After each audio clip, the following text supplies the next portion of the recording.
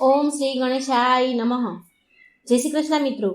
નિર્જળા એકાદશીના દિવસે શું દાન કરવું, આ સરસ મજાનો માહિતીનો વિડીયો છે।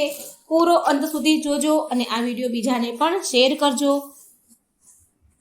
બસ હવે થોડા જ દિવસોમાં આવી રહ્યો છે એક મહોત્સવ, જે આપણી ભક્તિને અનેક ગણી વધારીને પ્રદાન કરવાવાળી છે, અનેક ગણી ગતિ પ્રદાન કરીને પરમ આધ્યાત્મિક કર્તવ્ય તરફ આપણને લઈ જશે, અને એ છે મહાપર્વ નિર્જળા એકાદશી। આ કોઈ પ્રસંગથી પણ કંઈ ઓછી નથી। દરેક વર્ષમાં જેઠ માસના શુક્લ પક્ષમાં આવે છે આ નિર્જળા એકાદશી, ભીમ અગિયારસ કે પાંડવ નિર્જળા એકાદશી આપણે જેને કહીએ છીએ।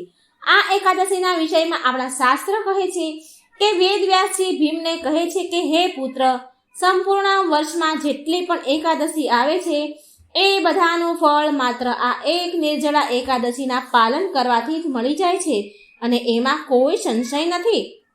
આ વખતે આ એકાદશી આવી રહી છે 18 જૂન 2024 મંગળવારના દિવસે, અને આનો સંપૂર્ણ નિયમ શ્રદ્ધાપૂર્વક પાલન કરવાથી બધી જ તૈયારીઓ શરૂ થઈ ચૂકી છે। જે પણ વ્યક્તિ પૂરી નિષ્ઠાથી આ નિર્જળા એકાદશીનું પાલન કરે છે એના સમસ્ત પૂર્વજન્મના પાપ બળીને નાશ થઈ જાય છે અને અક્ષય પુણ્ય ફળની પ્રાપ્તિ થાય છે, અને આ બધાથી ઉપર પરમ ભગવાન શ્રી કૃષ્ણ શ્રી હરિની ભક્તિ પ્રાપ્તિ થાય છે। આ એવી એકાદશી છે જે તમારા મેરુ પર્વત સમાન જે પાપ છે, જે પાપનો બોજ છે, તે અમુક ક્ષણોમાં જ બાળીને ભસ્મ કરી દે છે। આ દિવસે કરવામાં આવતો હરે કૃષ્ણ કૃષ્ણ કૃષ્ણ હરે હરે, હરે રામ રામ રામ હરે હરે, આ કૃષ્ણ મંત્ર હરે કૃષ્ણ મહામંત્રનો જાપ મનુષ્યને અનંત ગણું વધારે ફળ પ્રદાન કરનાર છે। આ દિવસે કરેલી કોઈ પણ તપસ્યા મનુષ્યના મન અને ચેતનાનું શુદ્ધિકરણ કરે છે। આ દિવસે કરવામાં આવેલું દાન મનુષ્યને આ લોકમાં અને પરલોકમાં સર્વોચ્ચ ગતિ પ્રદાન કરે છે। આજે આપણે વાત કરીશું નિર્જળા એકાદશીની, તો એક અત્યંત મહત્વપૂર્ણ અંગ છે જે નિર્જળા એકાદશીનું, એ છે દાન। અત્યંત મહત્વપૂર્ણ અંગ વિશે, અને એ છે નિર્જળા એકાદશીના ઉપલક્ષમાં દાન દેવું। સૌથી પહેલા આપણે એ સમજી લઈએ કે દાન દેવાના વિષયમાં આપણા શાસ્ત્રનું શું મત છે। આપણા શાસ્ત્રમાં એવું કેમ કહેવાયું છે કે આપણે દાન દેવું જોઈએ? તો જુઓ, પદ્મપુરાણ ભાગ 7 અધ્યાય 20 શ્લોક સંખ્યા 4 વેદ વ્યાસજી કહે છે, લક્ષ્મીપતિને પ્રસન્નતા માટે કળિયુગમાં પરમ પદની પ્રાપ્તિ કરવા માટે મનુષ્યને સદાય દાન કરતું રહેવું જોઈએ। આ પદ્મપુરાણમાં સ્વયં ભગવાન શિવ પણ નારદ મુનિને કહે છે કે સનાતન પરમાત્મા ભગવાન વિષ્ણુની પ્રસન્નતા માટે જે પણ કાંઈ દાન દેવામાં આવે છે એ અક્ષય બની જાય છે। આના સિવાય સ્કંદ પુરાણમાં અધ્યાય 12 શ્લોક સંખ્યા 32 આપણા બધા માટે કહેવાયું છે કે પ્રત્યેક ગૃહસ્થને તેમના ન્યાયપૂર્વક કમાયેલા અર્જિત કરેલા ધનનો 10મો ભાગ ભગવાનની પ્રસન્નતા માટે કોઈ સત્કર્મમાં લગાવવો જોઈએ। તો આ બધા જ શ્લોકના માધ્યમથી આપણે સમજી શકીએ છીએ કે દાન દેવાનું કેટલું મહત્વ છે। દાન આપવાથી આપણું આધ્યાત્મિક પુણ્ય ફળ સંચય તો થાય જ છે, પણ તેની સાથે સાથે આપણા ધનનું શુદ્ધિકરણ પણ થાય છે। કેમ કે આપણને નથી ખબર કે આપણા ઘરમાં આવનારી લક્ષ્મી કોની પાસેથી અને કેવા ભાવથી, કેવી પરિસ્થિતિથી આવી રહી છે। ત્યાં એ લક્ષ્મીને ભગવાન વિષ્ણુની સેવામાં કે એવી કોઈ સંસ્થામાં દાન આપીએ છીએ તો લક્ષ્મીનું શુદ્ધિકરણ અને સાત્વિક બની જાય છે, અને આવી લક્ષ્મીનો વાસ આપણા ઘરમાં લાંબા સમય સુધી રહે છે। હવે જોઈએ કે નિર્જળા એકાદશીના દિવસે શું દાન દેવું જોઈએ। તો એકાદશીમાં દાન દેવાનો સૌથી સરળ નિયમ છે, અને એ છે કે એકાદશીના દિવસે તમે એ વસ્તુનું દાન આપો કે જેનો ઉપયોગ તમે એકાદશીમાં કરી શકો છો। એ દાન બિલકુલ પણ ન આપવું જે એકાદશીમાં વર્જિત છે। તો આ નિયમના અનુસાર આપણે બધી જ એકાદશી તિથિ પર અન્નનું દાન ન દેવું જોઈએ, કેમ કે એકાદશીમાં અન્ન વર્જિત હોય છે। પણ આ વર્ષે આ નિર્જળા એકાદશીમાં તો આમાં તો અન્નની સાથે સાથે જળ પણ વર્જિત છે। તો પછી એકાદશીના દિવસે જળનું દાન કેવી રીતે આપી શકાય? આપણે ઘણા આપણે ઘણા બધા લોકોથી સાંભળ્યું હશે કે યુટ્યુબના વિડીયોમાં જોયું હશે, લોકોના મોઢે એવું સાંભળ્યું હશે કે નિર્જળા એકાદશીના દિવસે આપણે માટીનો પાણીનો ઘડો ભરીને દાન દેવું અથવા પાણીવાળા ફળ, શાકભાજી, શરબત વગેરેનું દાન કરવું. પણ આ બધાને એ પ્રશ્ન કરવો છે કે જે એકાદશીના દિવસે વર્જિત છે એવી વસ્તુનું દાન આપણે કેવી રીતે કરી શકીએ? તો આના માટે શાસ્ત્રોનો મત એવો છે કે નિર્જળા એકાદશીના દિવસે આપણે આ બધી વસ્તુનું દાન ન આપી શકાય.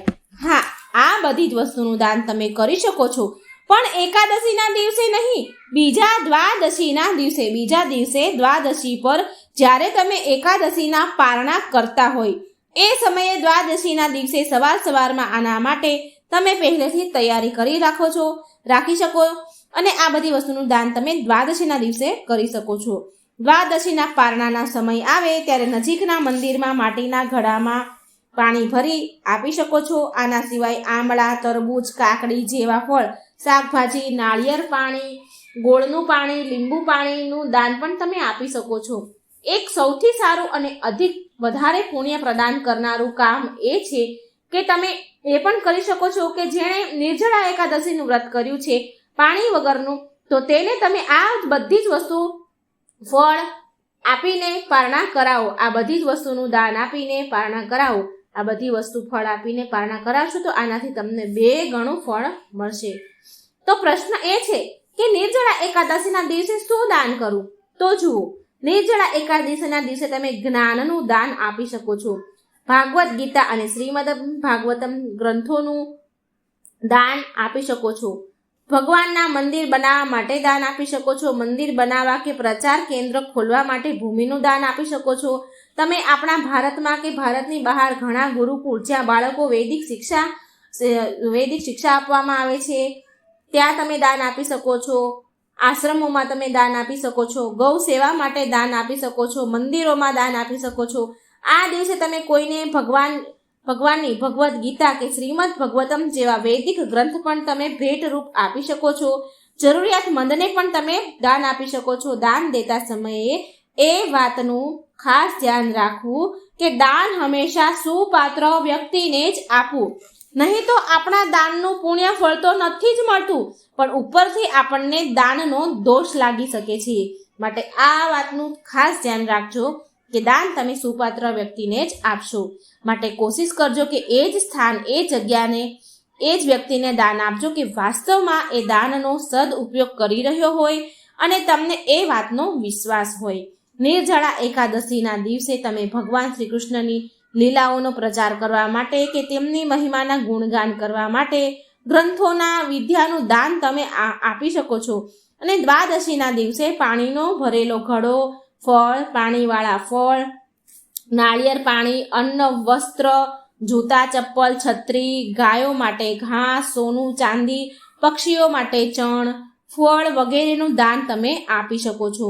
પણ યાદ રહે કે એકાદશીના દિવસે જે વસ્તુ વર્જિત છે એ દાન એકાદશીના દિવસે ક્યારેય ન આપશો. તો આ પ્રકારે તમારી શુદ્ધ ચેતના સાથે તમારી ક્ષમતા અનુસાર કંઈ ને કંઈ દાન તમે જરૂર આપજો. આનાથી તમારું નિર્જળા એકાદશીનું વ્રત પૂરું માનવામાં આવશે. તો મિત્રો, આ જાણકારી તમને જો ગમી હોય તો વિડીયો લાઈક કરજો, શેર કરજો અને આ નિર્જળા એકાદશીની કથા હું આગળના વિડીયોમાં મૂકીશ. માટે આ ચેનલમાં જોડાયેલા રહેજો. નોટિફિકેશનનું બટન ઓન કરજો જેથી તમને નિર્જળા એકાદશીની વ્રત કથા તમને જલ્દી મળી રહે. અને બને એટલો આ વિડીયો શેર કરજો જેથી આ દાનનો ઉપયોગી વિડીયો કોઈને સાંભળવું મળે અને આપણને પુણ્ય ફળ મળે. જય શ્રી કૃષ્ણ. રાધે રાધે. Thank you.